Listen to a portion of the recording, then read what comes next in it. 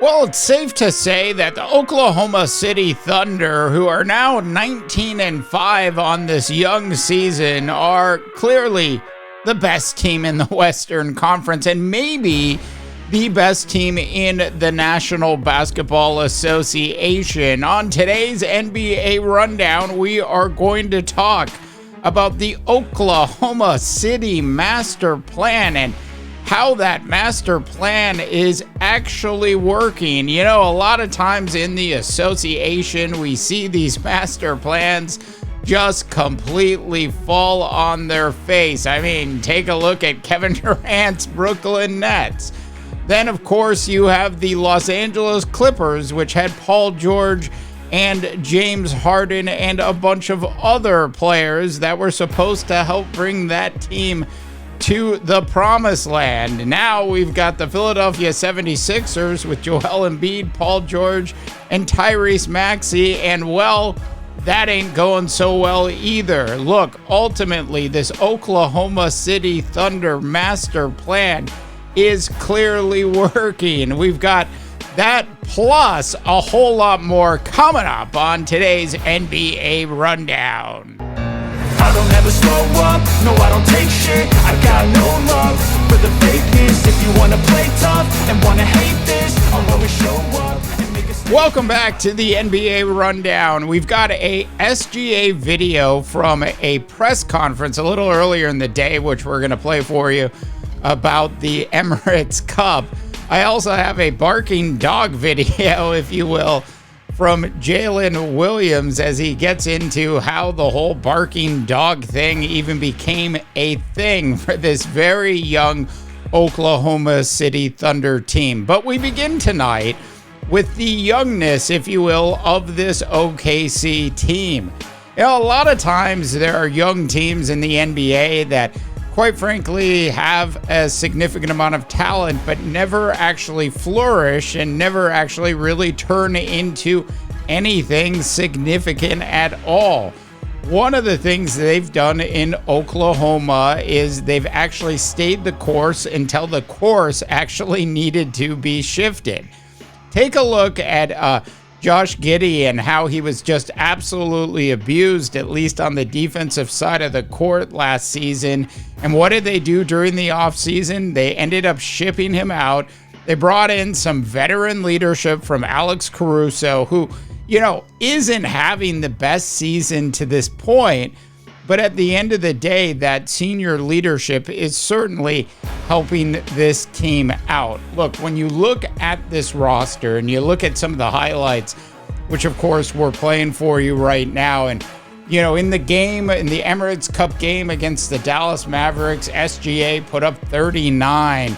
Jalen Williams is actually averaging just under 22 points a game in 31 minutes of actual playing time. And I certainly think that Jalen Williams could play more.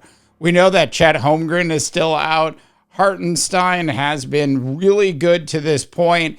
You know, one of the great things you get about Hartenstein, you know, outside of his ability to actually rebound the ball, in the 9 games that he's played, he's averaging just under 13 rebounds per game. But what you really get from him is a big man. In other words, a center that actually, wait for it, knows how to pass the ball. Hartenstein's actually averaging 4.3 assists per game. Look, ultimately, Hartenstein has 1 or 2 offensive shots. He's got, if you will, a little bit of a floater.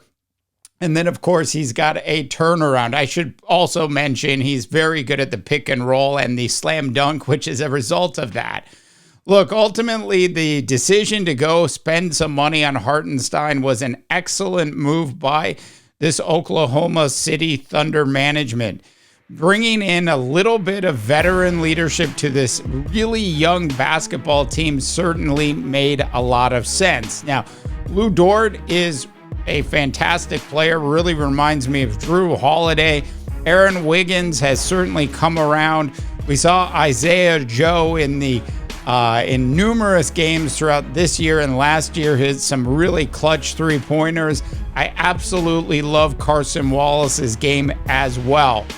Look, This is a team that is currently the #1 ranked defense in the NBA. Do you know really how hard it is to get a National Basketball Association team to actually play defense on a consistent basis? So I think actually bringing in those players that I mentioned, having a strong coach or a strong enough coach that preaches defense has absolutely paid off for the Oklahoma City Thunder, at least to this point of the season. We're going to play 2 videos for you back to back. We'll play the interview with Shai first, then the Barking Dogs video, and then after that, I'm going to come back with some final thoughts about whether or not I really believe this team can actually go all the way this year. Yeah, it would mean a lot. It's an opportunity to win, play the game at a high level. As a kid, you tie your shoes up and play AAU ball to win the tournament at the weekend. You go to college to try to win NCAA tournament or the tournament at the beginning of the season, the Maui Invitational, whatever it's called. You're always trying to win. And that's my mindset. That's our teammates' mindset. We're always trying to win, so it'd be an opportunity for us to win and do something we love every day, play basketball. I think it was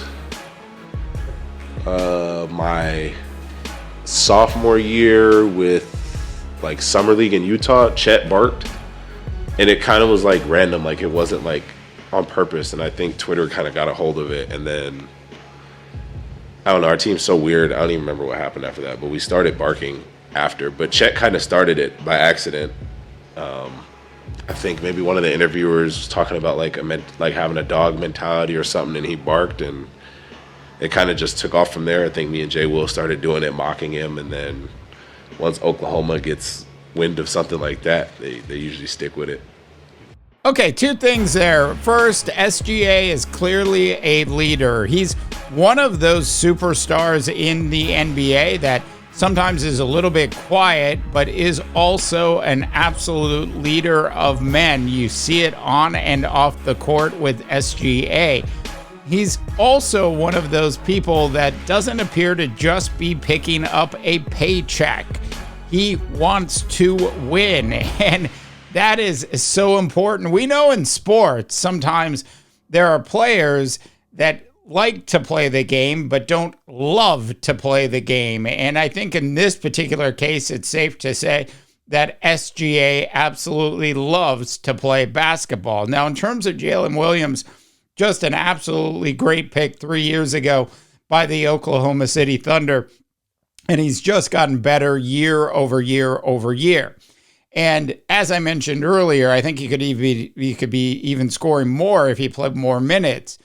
That being said, his description of how the barking dog thing actually became a barking dog thing alludes to what I was sort of saying a little bit earlier about this being a young team, which appears to be really well thought out. It appears to be a team that has not just been thrown together, but a team in which there is actually a master plan. Now, that master plan revolves around just stockpiling draft picks, which, as we know, they've done over the years.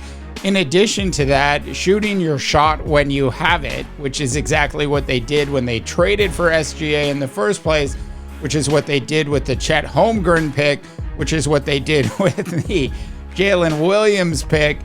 Look, ultimately, it's the same thing they did bringing in Hartenstein, and it's the same thing they did actually getting going out and getting rid of Josh and bringing in Alex Caruso. So when I think about this Oklahoma City Thunder team as a whole, do I believe they have enough talent on this team to actually win an NBA title this year?